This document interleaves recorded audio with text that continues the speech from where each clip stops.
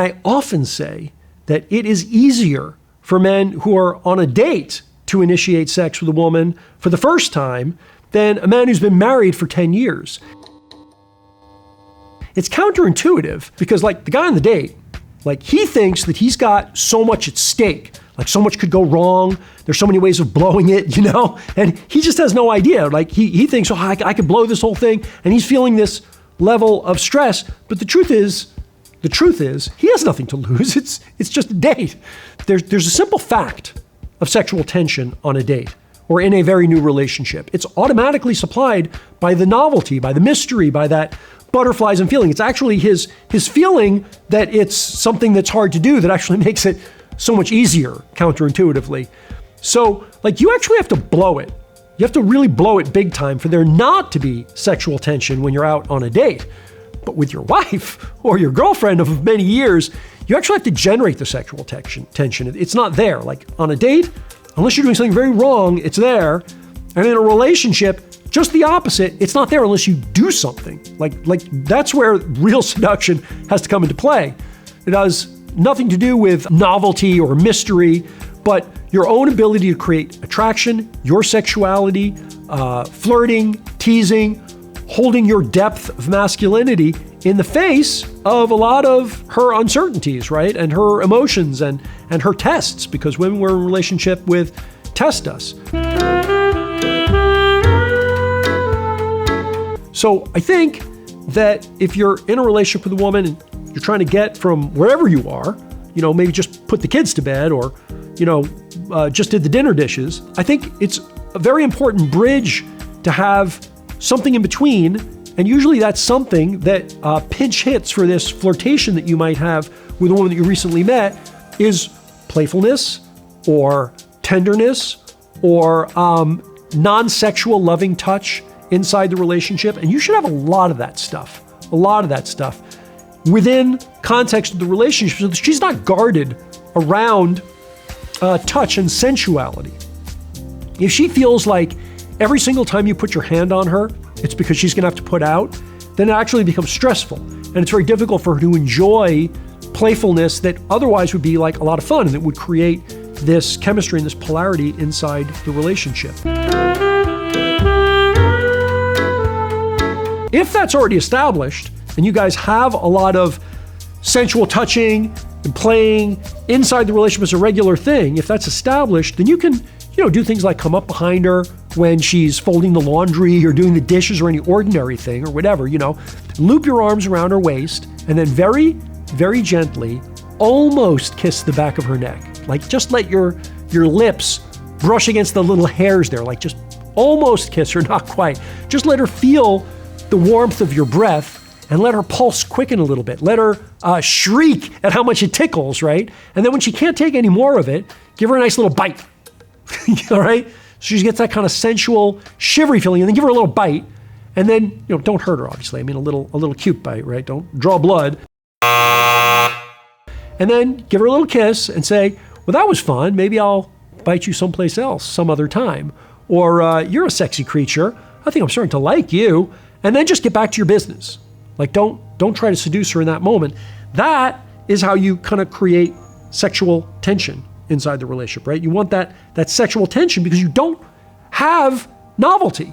Like you're gonna have to do stuff like this and you gotta make it fun. You wanna make her giggle. You wanna make her feel thrilled to be in relationship with you. Back to the video in a moment. But if you're struggling in your relationships with women, the answer might very well be a lack of attraction. How do you build attraction? Well, I've got a diagnostic quiz that's going to help you to locate exactly what your issue is and get you on the road to having more success in every one of your relationships. Click here and check it out now. Now back to the video.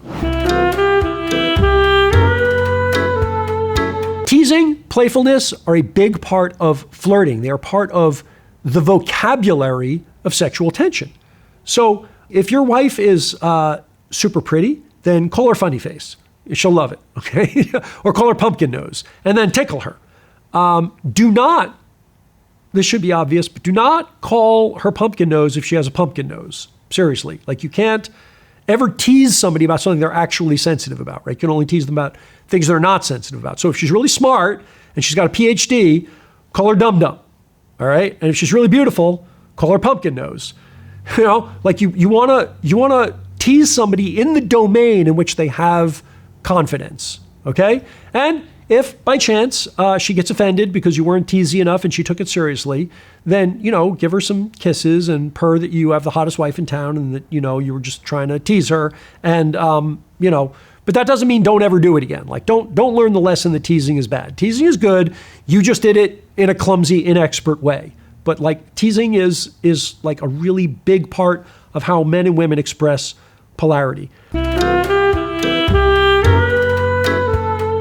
Pick her up off the ground, lift her off the ground. Displaying your masculine strength is a big part of polarity. I like to throw her over your shoulder. The throw her over your shoulder move is good, but you've got to be able to do it without hurting her.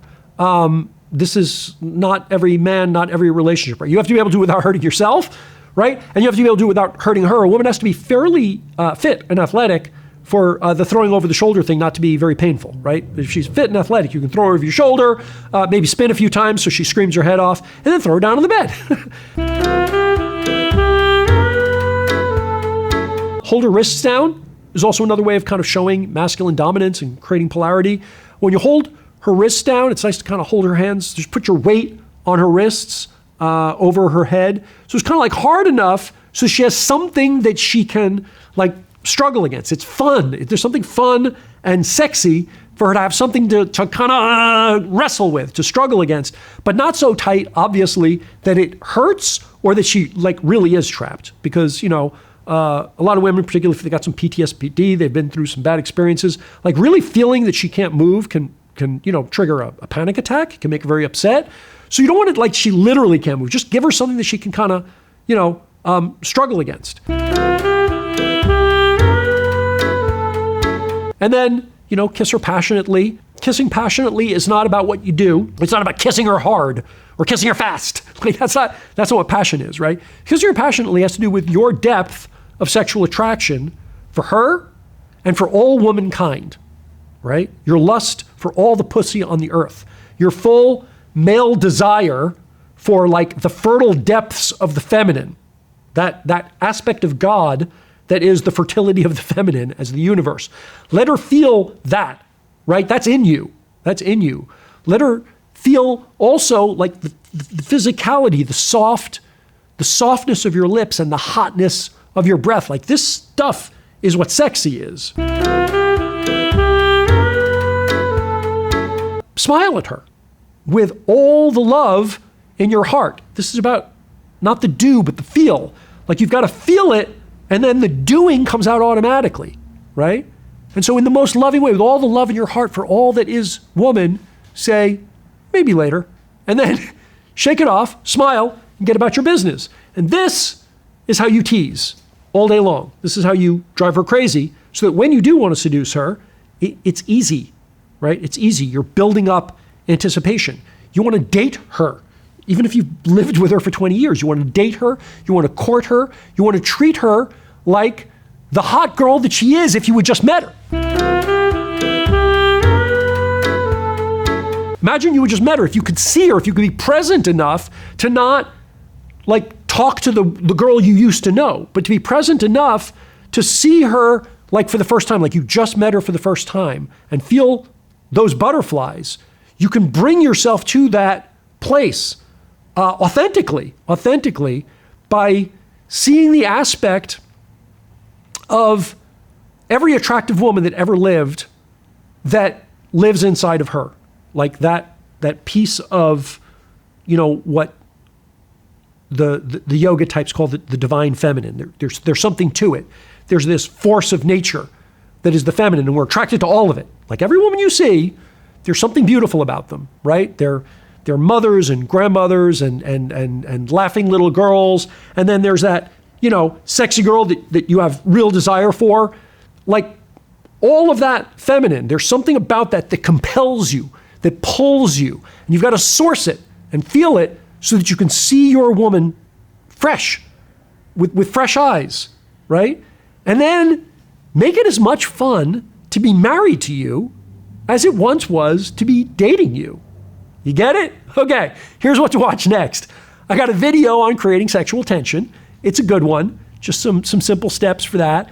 And I've also got a video about getting the passion back after you have children, which has its own unique set of psychological features that can be complicated to navigate. So check out those 2 videos, and I will see you again next time.